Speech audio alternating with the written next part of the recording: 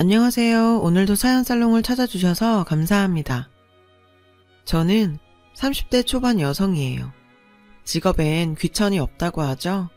하지만 이런 말이 존재하는 것 자체가 사람들이 직업에 대해 차별을 해왔다는 반증이 아닐까요? 제가 오늘 사연을 보내게 된 이유 역시 바로 직업에 대한 차별 때문이에요. 저희 엄마는 제가 중학교에 다니던 때까지도 남의 집 가정부로 일했어요. 제가 초등학교에 들어갈 무렵 오랜 투병 생활 끝에 아빠가 세상을 떠나셨어요.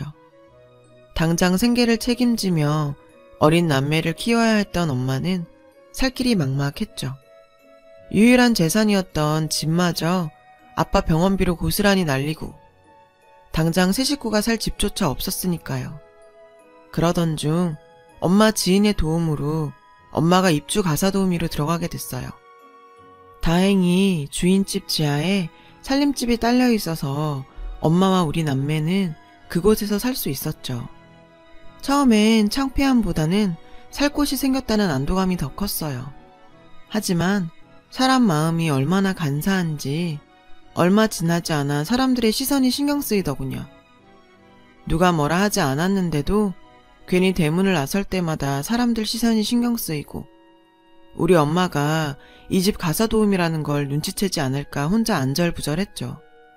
이런 걱정이 현실이 된 건 제가 중학교에 들어가면서였어요. 그 집엔 저와 동갑내기 딸이 있었거든요. 초등학교 시절엔 주인집 딸이 사립초등학교에 다닌 덕분에 저랑 학교에서 마주칠 일은 없었지만 중학교에 올라가면서 상황이 변했죠. 하필 우리가 같은 학교에 배정됐거든요. 그날 이후 전 늘 살얼음판 걷는 심정이었어요. 어린 마음에 혹시라도 우리 엄마가 가정부라는 사실이 학교에 알려지진 않을까 노심초사였죠. 그러던 어느 날이었어요. 주인집 딸인 지희가 주번이라 일찍 집을 나서느라 미술 준비물을 빼먹고 학교에 간 거예요. 주인 아줌마는 마침 등교를 하려던 저에게 미술 도구를 건네면서 지인의 반에 가져다 주라고 하셨어요. 전 내키진 않았지만 거절할 수도 없었어요. 그래서 미술 준비물을 들고 지인의 반에 가서 지희를 불렀습니다. 다행히 별 말 없이 건네주곤 돌아섰는데 누군가 물었죠. 누구야? 그러자 지희가 우리 집 가정부 딸 이렇게 대답을 하더군요. 마치 저보고 들으라는 듯 말이죠. 순간 전 너무 창피해서 정신이 흐려졌어요. 땡볕에 녹아버린 초콜릿처럼 바닥에 찰싹 들러붙는 기분이었죠. 제 뒤통수 뒤로 아이들이 웅성거리는 목소리가 고스란히 전해졌어요. 쟤 1학년 4반 강윤정 아냐? 쟤네 엄마가 지인의 가정부래. 그 길로 전 학교를 빠져나와 하염없이 걸었어요. 걷고 또 걷고 한참을 걸었죠. 얼마나 걸었을까? 하늘이 어둑어둑해지더라고요. 덜컥 겁이 났어요. 그제야 수업을 빼먹은 일이 떠올랐거든요. 책가방이 교실에 있다는 사실도요. 일단 가방부터 찾아와야겠다는 생각이 들어서 학교로 갔어요. 다행히 교실은 텅 비어있더군요. 근데 제 가방이 없었어요. 낭패였죠. 가방이며 학용품, 게다가 도시락통까지 다 들어있는데 엄마한테 죽었다 생각하며 떨어지지 않는 발걸음을 이끌고 집으로 향했죠.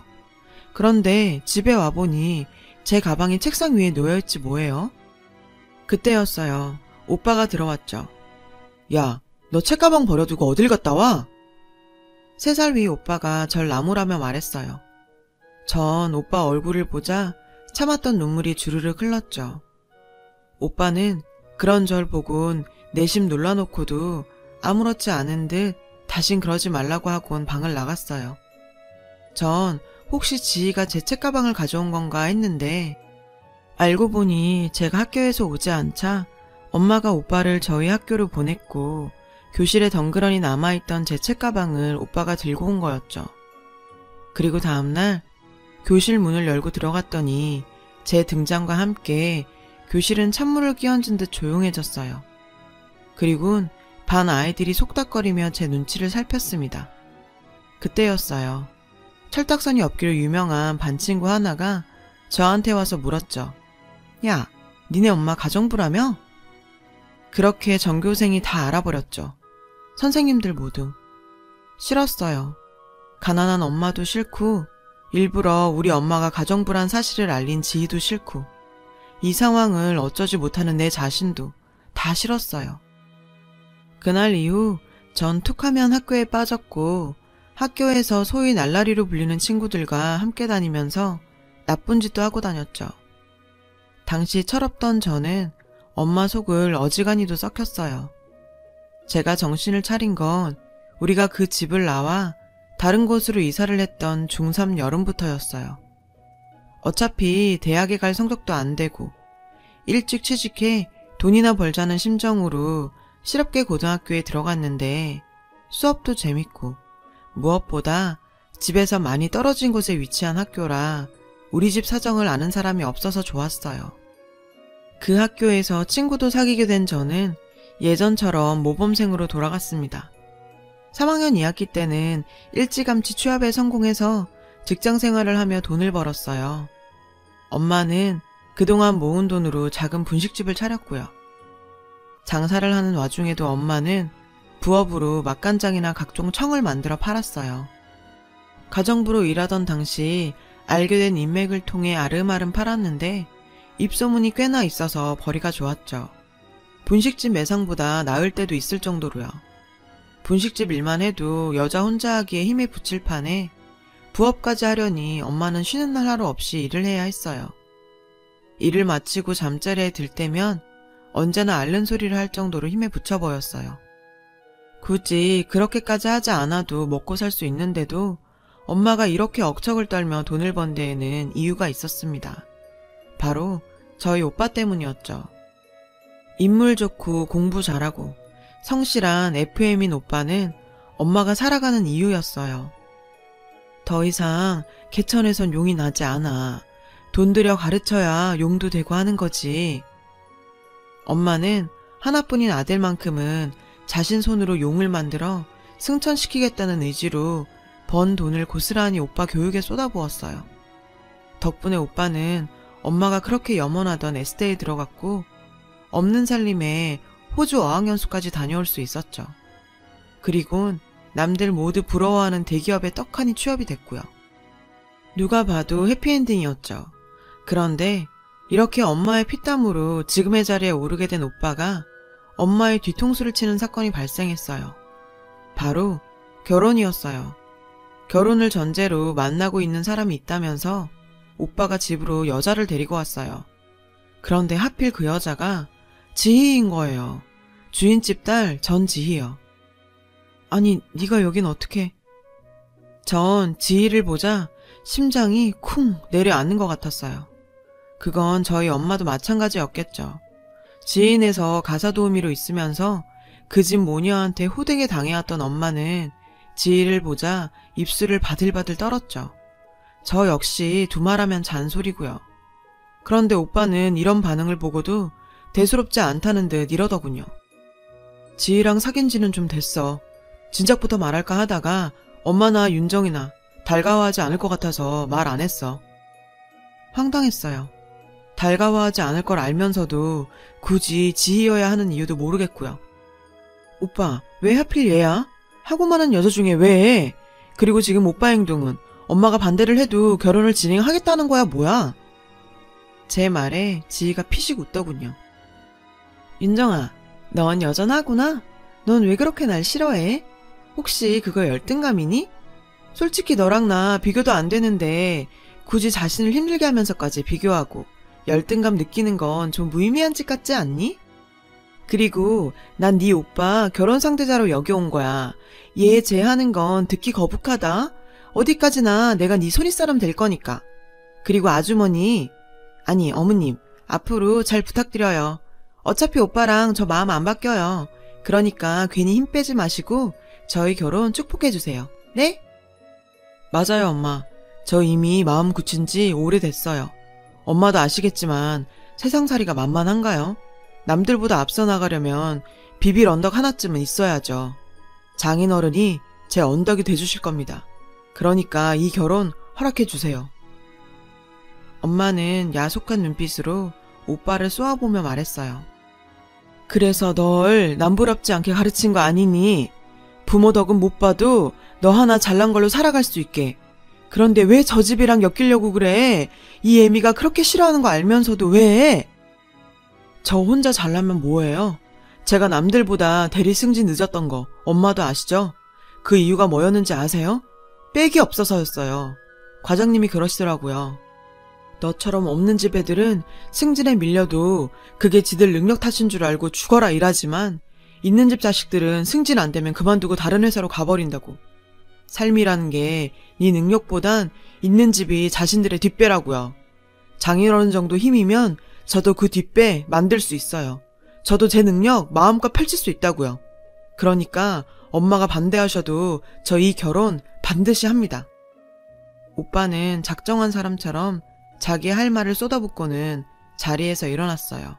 그러자 자기야, 그 얘기도 해야지. 지인은 오빠의 팔을 끌어당기곤 재촉했어요. 아, 그리고 죄송하지만 결혼식장엔 오지 말아주세요. 엄마가 지인에서 일하신 거 집안 어른들이나 장인어른 지인분들이 다 아시는데 그럼 제 체면이 뭐가 되겠어요? 그리고 윤정이 너도 지희 동창들이랑 알잖아. 미안하지만 안 왔으면 한다.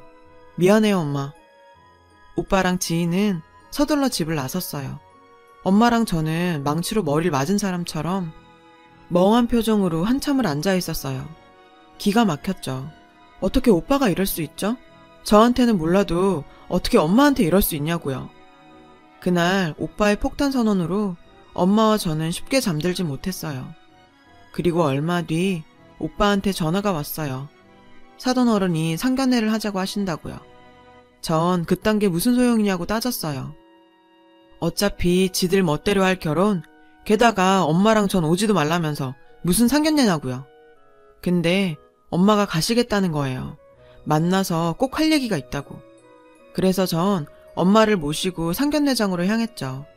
세월이 10수년 흘렀음에도 지인의 엄마는 여전했어요. 도도하게 내리깐 눈이며 말끝마다 입끝을 삐죽거리는 버릇까지 그대로였죠. 인연이 참 무섭네요. 아주머니, 아니 지훈이네하고 우리가 사돈이 되다니. 아무튼 제가 아들이다 생각하고 지훈이 잘 챙기겠습니다. 평소에 집에서 욕을 입에 달고 살던 지인의 아빠는 점잖은 척 얘기를 하더군요. 하지만 지인의 엄마는 달랐어요. 사실 난 아직도 지훈이가 맘에 안 들어요. 지 혼자 살려면 뭐래? 나고 자란 배경이 이 수준인데. 사람이 환경은 무시할 수 없거든. 그래도 어떡해. 우리 지희가 지훈이 아니면 안 된다는데. 그러니까 지훈이 엄마 뭐 시본 표정으로 뚱하게 있지 말라고. 자기 눈엔 자기 아들이 최곤지 모르겠지만 내 눈엔 내 딸이 최고니까. 나도 내 딸이 아까운 건 마찬가지라고. 아, 속상해 죽겠어. 어디서 사돈이라고 저런 집구석을. 이건 뭐 격이 맞아야 어디서 얘기라도 꺼내지. 지희 엄마 말이 끝나자 지금껏 침묵하고 있던 엄마가 입을 열었어요. 맞아요. 사람이 나고 자란 환경 중요하죠. 아주 중요하죠. 그래서 제가 이 결혼을 반대하는 겁니다. 사모님, 제가 하나만 묻죠. 지희 사장님 호적이 올라있다고 치고 사모님은 올라있나요? 제가 알기론 아직 평창동 큰 사모님이 이혼을 안 해주신 걸로 아는데 그럼 여전히 동거인 신분이겠군요. 뭐야? 그래, 나 이 양반 동거인이다. 그래서 뭐? 고작 그거 하나 꼬투리 잡겠다고 이 갈고 나온 거야? 누가 천안종자 아니랄까봐 기가 막혀. 내가 이래서 질 떨어지는 천안집구석이랑 안 엮이려고 했던 거라고. 지희 엄마는 말끝마다 천안집구석이라며 우리를 자극했어요. 그리고 그 말이 우리 엄마를 자극해 결국 지희 엄마한테 되돌아갔죠. 천안집구석이요? 천하면 그쪽보다 천하겠습니까? 이깟 결혼 하든 말든 이 말은 안 하고 넘어갈까 했는데 이렇게 나오시니 저도 못 참겠네요. 사모님, 지희 누구 딸입니까? 사장님 딸 아니죠? 언젠가 사모님 차를 몰고 있는 조 실장님이 그런 얘기를 하더군요. 지희 생부 원효로에 있는 한 캬바레 제비라고. 한참 춤바람 나서 사장님 몰래 춤추러 다니던 때에 만나 붙어먹은 사이라고요.